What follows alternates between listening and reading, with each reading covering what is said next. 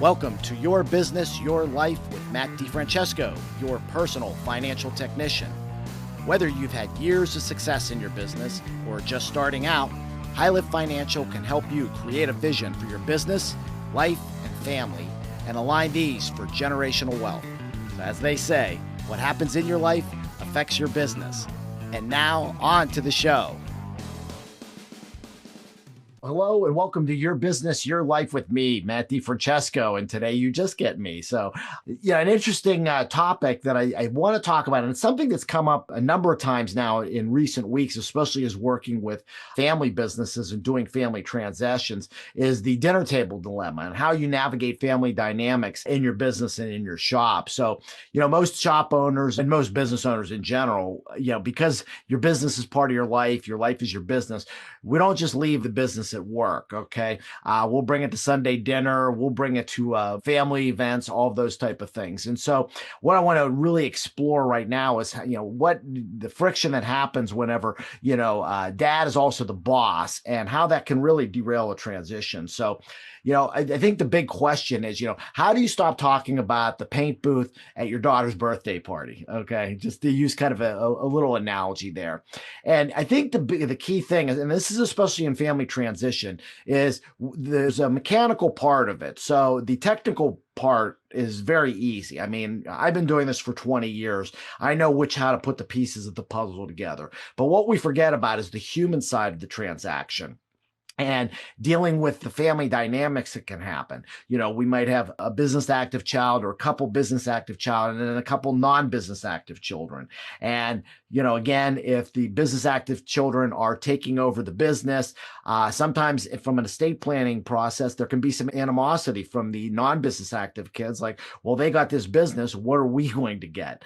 It's a reality that's out there. I know everybody says, oh, my family, this doesn't happen. Money makes people crazy. I will tell you that in my 20 years of experience. So I think that's a big thing. And also a lot of times when you're looking to transition the business to a child, again, especially if you're the founder, there can be a lot of friction that can come up in that transaction because, again, this is something that you've birthed. It's something that you've created and you've built up. And now all of a sudden you feel like you're letting it go to your child, who sometimes you might not always be that confident that they're going to run it the way that you wanted, or there could be kind of a loss of identity that's out there, because again, the business was kind of attached to your identity. And now that you're going to be transferring the business to the child, you might lose a part of that. So, keep in mind that human aspect of what's out there. I think also, what's really important is being able to separate your roles, maintaining, kind of a professional standards, when we're at work, when we're at home, we're at home. The more we can kind of delineate between those two things, I think the smoother a transition will go. The mechanics of this are very easy. It's, like I said, for me, it's like putting a puzzle together. I know where all the pieces of the puzzle go. I know where the corners are, make the edges, and then fill in. The problem is again, without a picture on the box, it makes it very difficult to create that puzzle and to actually put the right pieces together.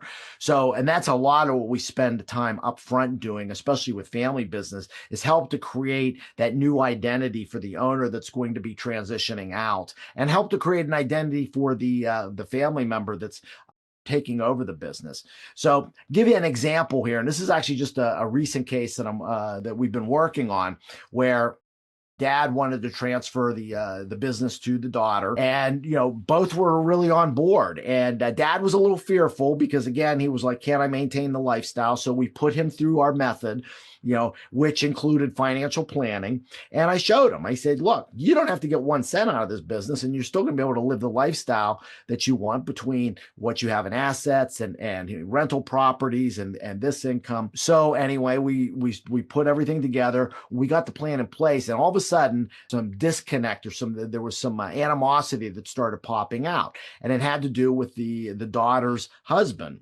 and things that he was saying that got back to the father. And all of a sudden, it was like the whole deal almost blew up.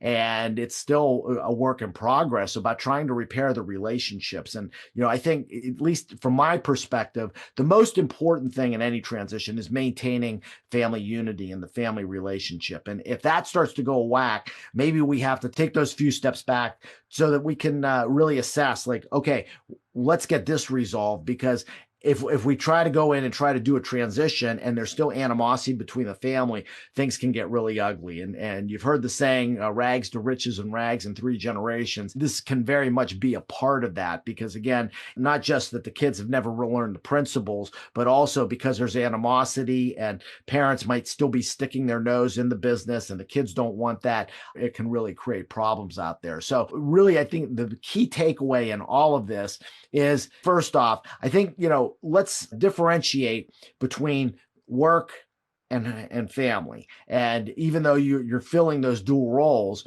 you got to make a commitment that when we're at work, this is a professional relationship. When we're at home, this is family. We won't talk about business. I think the second thing to really keep in mind is, if there is animosity between family members, we need to get that resolved before we really start moving forward. Otherwise, it's going to throw monkey wrenches into the whole process.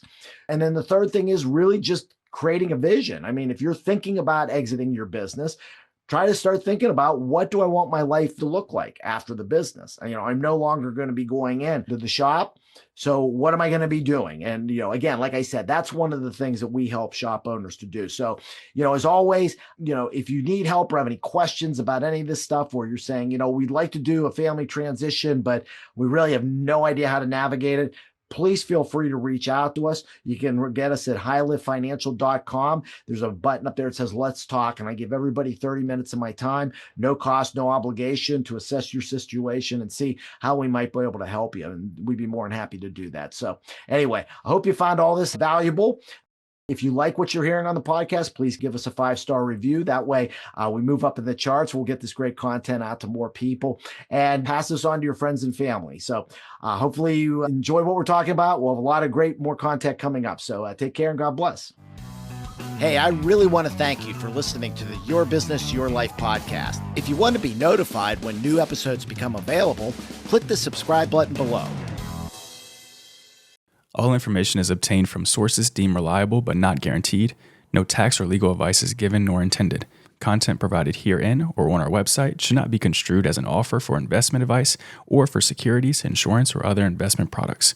Investments involve the risk of loss and are not guaranteed. Consult a qualified legal, tax, accounting, or financial professional before implementing any investments or strategy discussed here. High Life Financial is a DBA for Francesco Financial Concierge, LLC. Investment advisory services are provided through Cornerstone Planning Group, LLC, an independent advisory firm registered with the Securities and Exchange Commission.